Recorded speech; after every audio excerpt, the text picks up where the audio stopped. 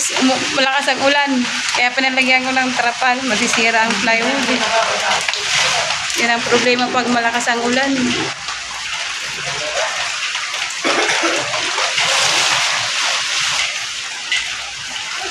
Kasi walang problema kasi may yero. Andito lang talaga sa gilid.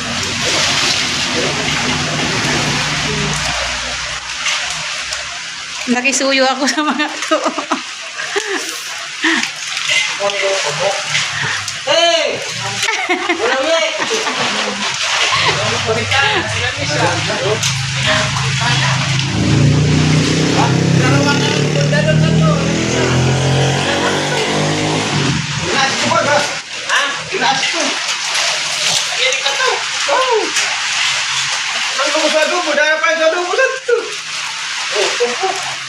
Mga naghahakot ng ano yan, panambak eh. Bumili ng maiinom sila yan.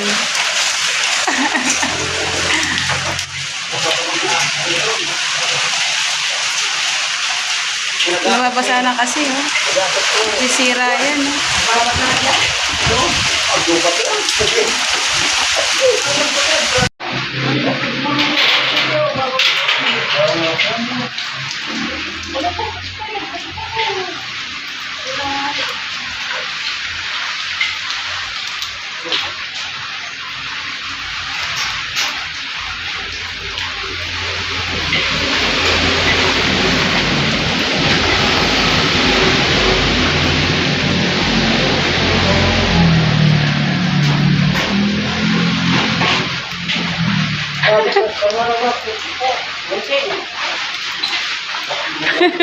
Naistabo talaga sa ginagawa nyo.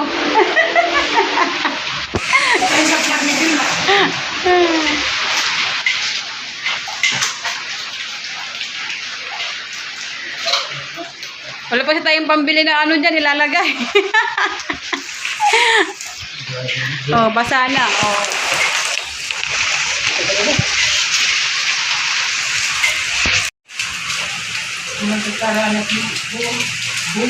Sa freezer.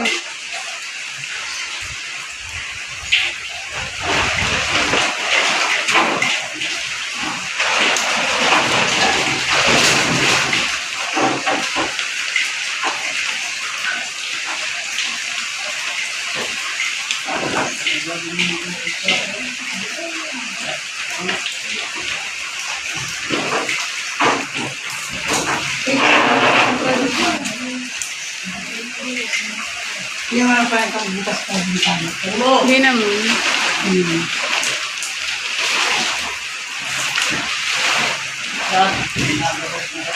Hindi mo ka pagdakot! Hindi, pagkadipa! Oo! Lot! Oh. Sige, pumpo ka! Hindi pa!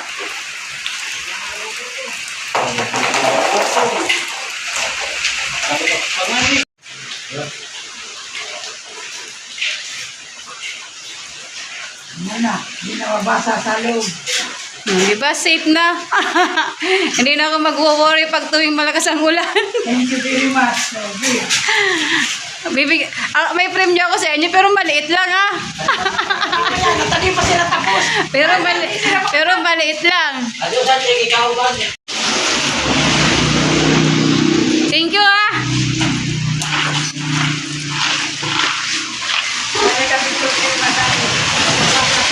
Ano naman si Insan? Oh. Tinali dito sa loob. Oh. Oh. Ito, salamat ko. Thank you.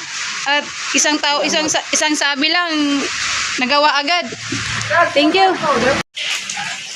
Ayun guys, pansapantalayan muna yung nalagay ko. Para lang hindi mabasa ang plywood kasi masisira talaga yan. Hindi yan magtatagal. Sira agad. Ayan guys, ang kalagayan ng tindahan pag maulan, basang-basa. Basa. Yan ang problema ko dito pag tag-ulan. Kailangan talaga Maayos, maayos. Malakas kasi ang hangin. Akala mo may bagyo. Yan o. Basa talaga pa. Malakas ang ulan.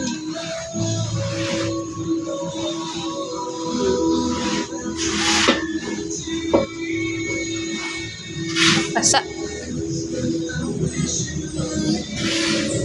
Pinasok yung mga gulay basa.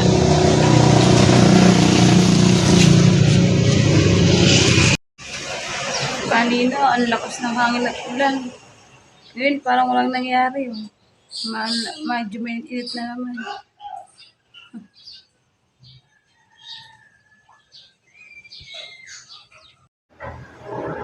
Ayun guys, pupunta muna ako ng Labua. Kasi mamayang hapon. Diretso din ako mamamalingki. Alas 5 ng hapon kami umalis. Kaso ngayon, alas 2:30 na. Pupunta muna ako ng Erika kasi kasi ako, may i-inquire ako. Kaya, sayang din yung araw kung madodoble ako. Ngayon na, bago mamalingki, mag-i-inquire ako para hindi sayang araw. Saka yung hindi sayang pamasahe.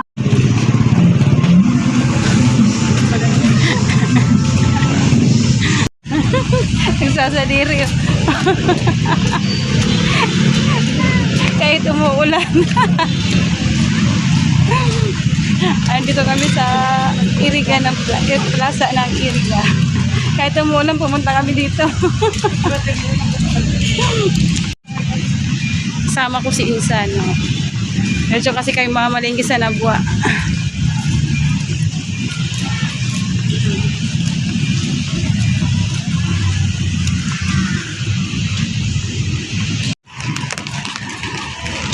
Ngayon kasi umuulan, labas ng labas. Yan tuloy.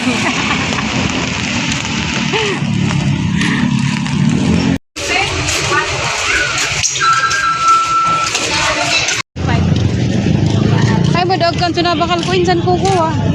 Maduwag kang tunabakal ko kukuha.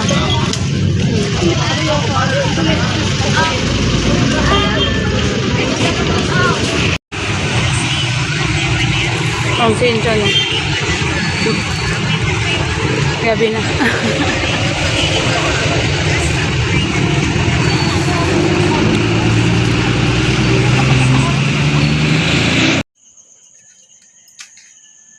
Ayan po, magpupunta tayo ng tindahan. Takas na naman ang ulan kagabi.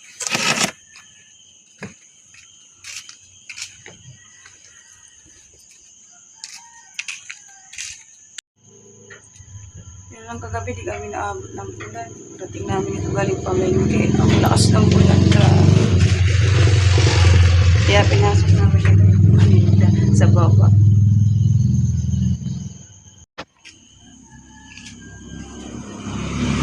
Ayan guys. Yan na yung napamili ng gulay. Kagabi. Si Piolo Esqual.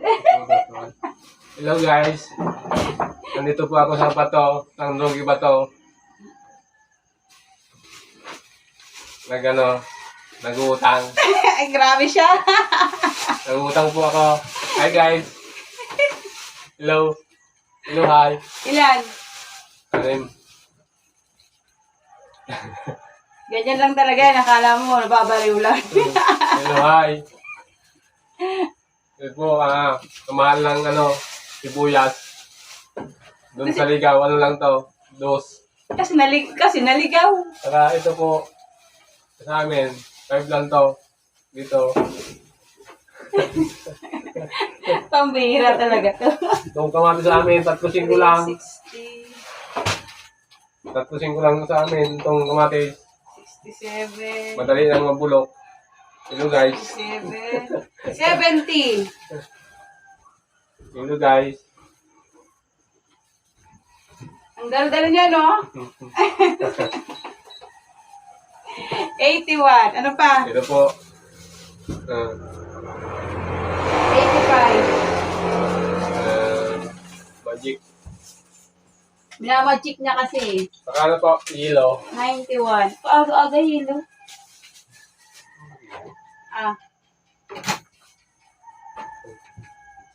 Uy, makikita na sa Maynila yan. Video. 91, 96. Hello guys! Ito po si Monda Bird for short. Monda for short. Bye-bye ka na. Iyan mo lang. Upload mo lang. Ano mo kasi ako? Ha? Ano mo sa YouTube? Aling Beba. Alin bibang? Ayun guys, simulan na tayo sa trabaho ng tindahan. Tapos na tayo mag-ayos sa tindahan ng pinamili kahapon. Makaalis na yung estudyante ko. Sa school na, kaya ngayon magagawa ko ng yelo kasi kahapon ako nakagawa. Sayang. Yung mag-umaga.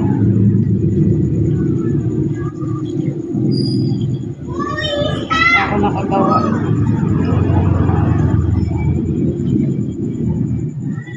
Hindi pwedeng gumawa ng yelo kasi dito ako maasa na mambayad ko sa kurente tindahan.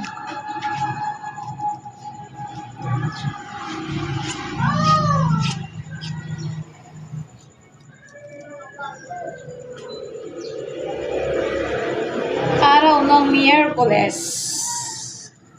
August 16, 17, 18, 19. Ilang araw na lang din, birthday na ni Mama. Birthday ni Mama is September 2. Tapos birthday niya ni Tantan, September 4. Mag-ano lang sila, magkarapit lang. Si Mama, September 2. Si Tantan, September 5. Ay, September 4. Ma, ilang taon ka na sa birthday mo, Ma?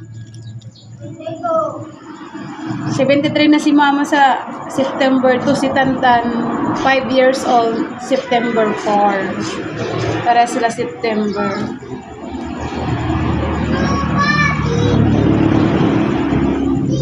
Last year, si Tantan, birthday niya, nagpaano siya sa school nila, Jollibee, kasi binigyan siya ng ninong niya, si Ninong Robel last year.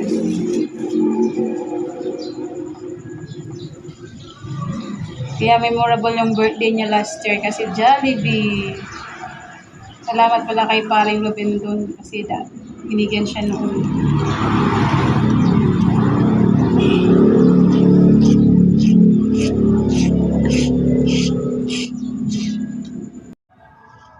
Ayun guys, nagawa tayo ng chop suey.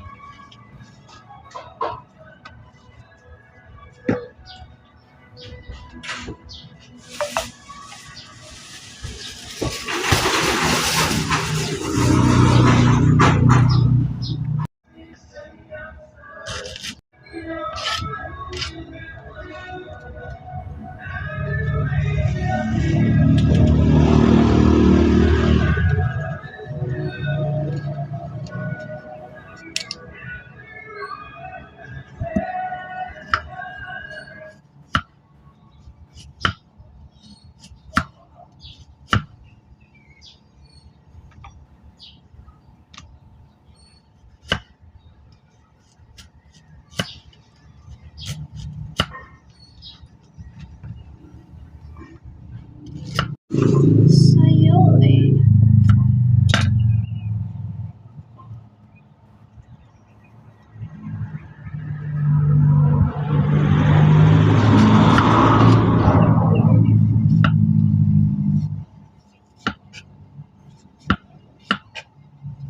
Ayan guys, sunod natin ililipat is asin. Kalahati.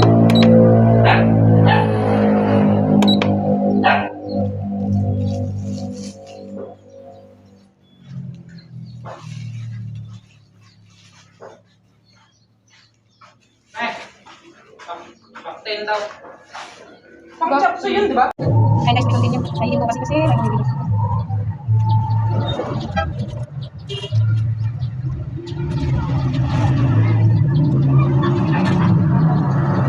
Kalahating kilo. Okay, Malaki kami kagabi. Pagdating namin dito, saka lumabas ako ng sa hindi kami nakasadaan. Nagkakala lang yung ulan. Kami sa katihan.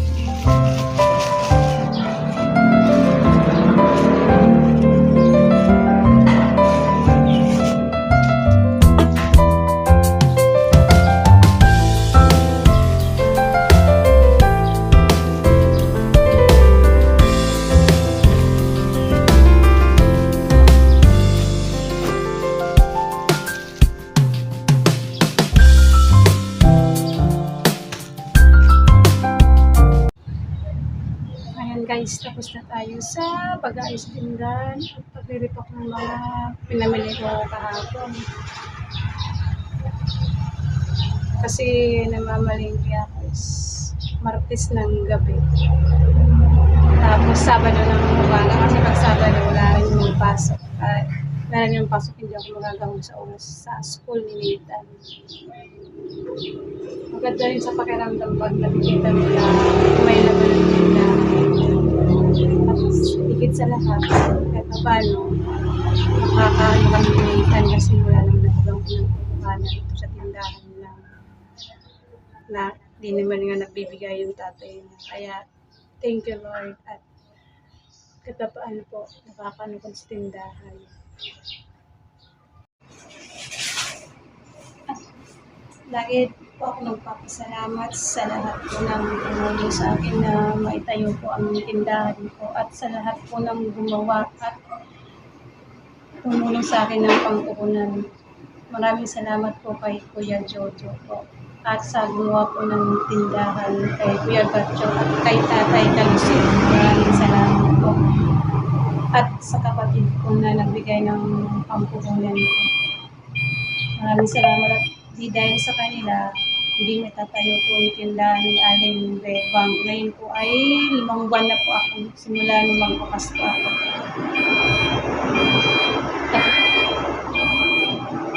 Maingay kasi may mga gumagawa din sa akin, may mga sasakyan na dumating. At thank you Lord. At nagkaroon po ako ng ganito na ang tagal ko na po pinanalangin na magkaroon ako ng pagkakakitaan. Kasi di naman niya ako makapunta ng Manila, magtrabaho kasi may anak ako na alagaan.